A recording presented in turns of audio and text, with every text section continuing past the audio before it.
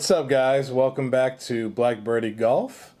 So today, before I get started about my trip, my Seattle and Oregon trip, I want to give you guys a heads up on a special deal I have. It is special for Black Friday, so go to my website. I have some items basically on sale. These are brand new shirts that I got. I just haven't been able to list them, but they are on the website now. They are called Spirit Birdie Polo. So they come in white with blue mini logos and navy blue with white mini logos. Scattered pattern, looks pretty dope. Basically, anything you buy on my website, you'll get one for free. So if you buy one of these shirts for 55 bucks, I think they're 55, you'll get another one for free. If you buy two of these shirts, let's say you want one of each, you'll get one of each for free. So you buy one, buy two, buy three, you'll get three for free. As well as the cups. I have these tumblers, super nice tumblers. They come in white and black. You got the logo and the name in the front. You also have combo pack. Comes with a divot tool, ball marker, and 15 tees. This is the black version. I also have a camo version as well. These are super dope. A lot of people love them, and they are on sale as well. You buy one, you'll get one free. If you buy two, you'll get two free. So that's the super promotional deal that I'm going with.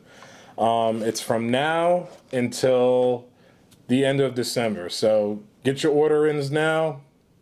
That way I can ship them out and you'll have them before Christmas.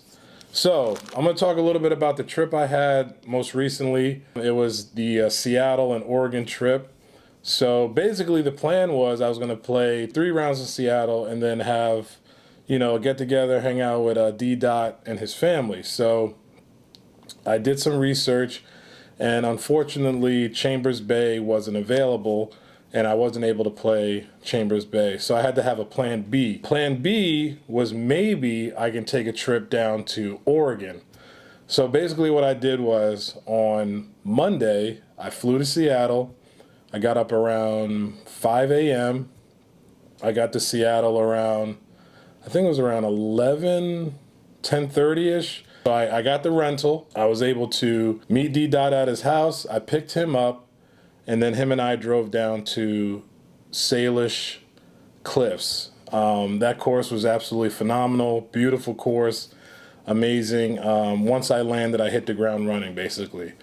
So we played that course. Him and I just hung out. We went out to dinner to this place, a local place in Seattle, which was really good. Duke's Seafood, which is located in Bellevue, Seattle. And that place was stunning. It was super nice place. It's a franchise. I think there are maybe 5 of them. I ordered the salmon, which is great. It was blackened. He ordered salmon as well. So that was really nice.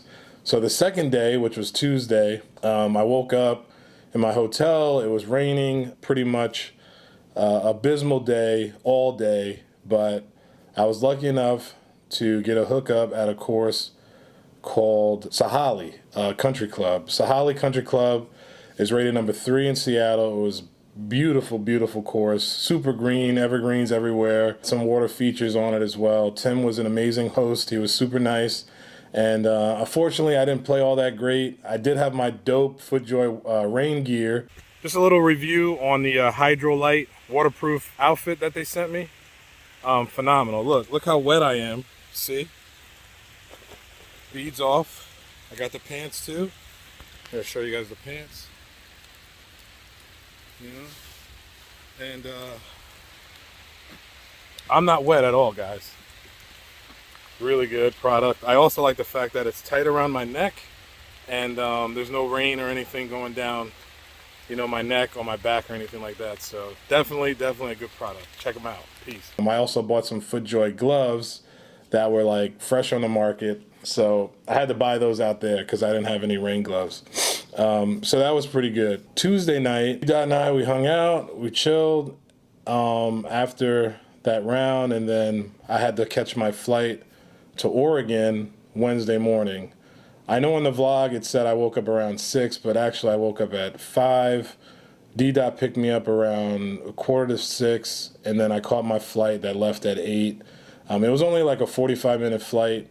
I was nervous. I mean, those planes, those little, and I told D-Dot, I said, man, you know, I'm good if the plane didn't have those propellers on it, but lo and behold, it had the propellers on it. So I was kind of nervous, but I just had to, you know, woo-saw and envision that little plane as if it was my own. It was like my private jet.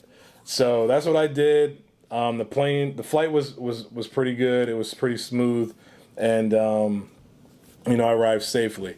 So I ended up picking up my rental, but I took an Uber from the airport, which was only $16 to the rental.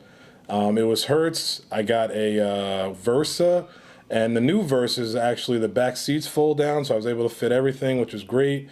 It was only $55 for 2 days, which was a great deal. I flew into Eugene, mind you.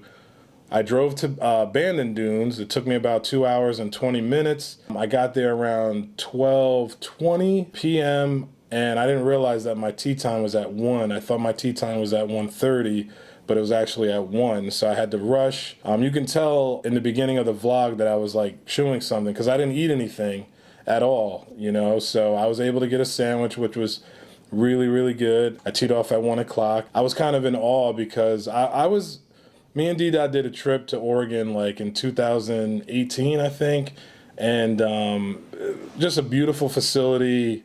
Everybody's super friendly, pretty much affordable. Like if you guys want to save up and do like a really nice epic golf trip, Bandon Dunes is it, because I think depending on the time of year, the rates fluctuate between 150 and I think maybe 300, maybe a little less, maybe like 280.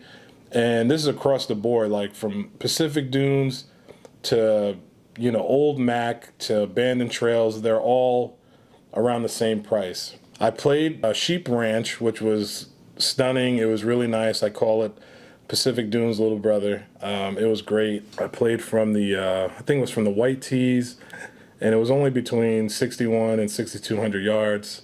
The walk wasn't all that bad. I did have a great time. They paired me up with a father and son and another guy from San Diego who was retired. He was super nice too, and I just had a great time. Spent the night there. My flight left at noon on Thursday, so what I did was I woke up. I didn't really have a lot of time to have breakfast or anything. I kind of, you know, I missed doing that.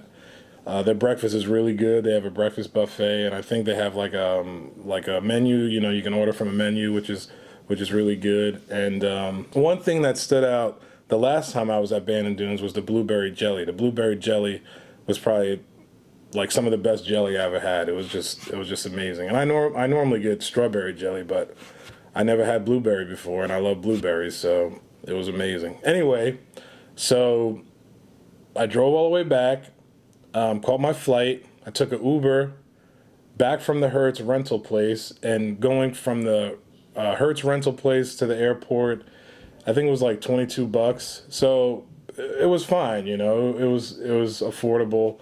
It wasn't too bad. It wasn't like, you know, catching a you know, getting a rental from JFK or DCA and paying like $40-50. So it was pretty affordable. So that's something that you guys can factor into your finances when you're trying to plan this trip. To get from the airport to a rental facility wasn't too bad. I think it was about 15 minutes from the airport, so it wasn't too bad. So then Thursday, I arrived around 1, and then me and D-Dot had some food in Chinatown because being from New York, you know, I love Chinese food. I've been to Chinatown in New York, and just Chinese food restaurants all over the place in New York. And you know, New York is known for really good Chinese food. So I was like, while I'm in Seattle, why not? You know, they have a pretty large Asian population. So I was just like, let's go check out Chinatown, and we ended up having some Chinese food, and it was good. And we ended up going to the Seahawks game when they played the Rams. So you know, that was a good experience. I've been to the Panther Stadium. I've been to Ravens Stadium, Redskins Stadium, obviously the Giants Stadium. And it was a good experience. I mean, they were very, very well-mannered fans. I was kind of shocked. I didn't really see a lot of drunk people or anything like that. It was a good, experience, and I wouldn't mind bringing my sons to that stadium because everybody was really friendly and super nice. With that being said, that's basically the wrap up. Him and I, we went out to dinner that night to a sushi restaurant called Umi, and it was phenomenal. Some of the best sushi I ever had. So I'm not getting obviously paid by them to say this, but if you guys are interested, when you go to Seattle to have some fresh, amazing sushi, I don't eat sushi raw, but D-Dot does. It was phenomenal. It was really, really good. So anyway, going back to why I started this little vlog was that one of you guys said, "Hey, why don't you do a little, overall review of your experience going to Bandon Dunes?" And this is the main reason why I did this video. Thank you for giving me the suggestion. So if I wanted to rank the courses in order as, my most favorite to my least favorite, this is the list. So I'm going to say number 1, Pacific Dunes. Pacific Dunes was not super hard to walk. It had some very, some undulation in the fairways. You had to, hit off a high tee and then walk down and then eventually walk up. It had a lot of character. I really love Pacific Dunes. That's one of my top 5 courses that I've played so far, and I have played, number 2 and Sawgrass and PGA West Stadium course in Palm Springs, and those courses didn't make my top 5. If you guys want me to come out with a list of my top overall courses to date, let me know in the comments, and I'll do that. So that was number 1. Pacific Dunes is my number 1. Bandon Trails is my number 2. The reason I picked Bandon Trails, even though it was a harder course to walk than the rest of them, it was just beautiful. I mean, you're inland. There's, I want to say there was like a pretty nice lake. There's like a little river. A lot of water features at Bandon Trails. It was super green. It was just completely different from the other courses that's there. Absolutely beautiful. I really, really enjoyed Bandon Trails. The day that I played Bandon Trails, it was actually the last day we were there, and I was super tired. If I can do it all over again, I would probably play Bandon Trails first, and then the other courses. Bandon Trails, and then Pacific Dunes, and then the other 3. But yeah, Bandon Trails was dope. I'm going to say Sheep Ranch. I'm going to pick that third over Bandon Dunes, just the fact that it had a lot of holes on the ocean, and I'm biased. I love courses with oceans and water features and stuff like that. So I really like Sheep Ranch. Then Bandon Dunes was dope. It had some pretty cool holes. It had some nice par 3s. Some of their fairways had some like moguls in it and stuff like that. So it was pretty unique looking. And then I would say Old Mac. Old Mac was last. Old Mac was my least favorite. I know some guys absolutely love that course, but I wasn't a fan at all. Everything looked pretty bland, and everything looked the same basically to me, and I didn't like it. I didn't like how it looked, and I didn't like walking it. It was just kind of like a boring course to me. No offense to the people that love it, hey, but it's my opinion, and I'm sticking to it. And the Preserve, I did play the Preserve when we first got there on my first trip with D-Dot, and it was cool. It was that par 3 course, but it was super windy that day, so we were hitting like, maybe it was like 140-yard par 3, and I was hitting like my, like my 6-iron, my 5-iron, so it was an extremely windy day that day, but we still had a good time. Unfortunately, I didn't record anything because we landed and, we basically hit the ground running. So, other than that, it was a good time. I want to thank you guys a lot for hanging in with me. I know there's been a lot of ups and downs in regard to the learning curve doing a vlog and doing a channel. I've had no help at all in regards to editing and stuff like that. I did have help with filming, but you know, with Big Ant and, you know, Mr. Keys, I want to thank those guys a lot. I want to thank D-Dot as well. You know, he was super helpful in the beginning, and then, you know, we just haven't done any trips together, so it is what it is. I also want to thank my wife, you know, for putting up with me, and my sons. You know, I want to try to incorporate them into my vlogs a little more, you know, once they get older. But I want to thank my family for having patience with me. They see the vision, they see the goal, and you know, there's some things turning in a positive direction. So I want to thank all of you guys for looking out for me, spreading the word about my channel and everything. Please, guys, if you can spend a little money, you know, my products aren't that expensive. You know, basically, if you buy, you know, one of my shirts, you know, you basically get it half off. So thanks again, guys, for tuning in. Hopefully I have some good stuff coming up soon. I know in the winter months I can't really film that much, but I'm going to try. But yeah, guys, thanks again. And please like, subscribe, and share. Also, click that notification bell. And hit them straight, guys. Happy holidays. Peace.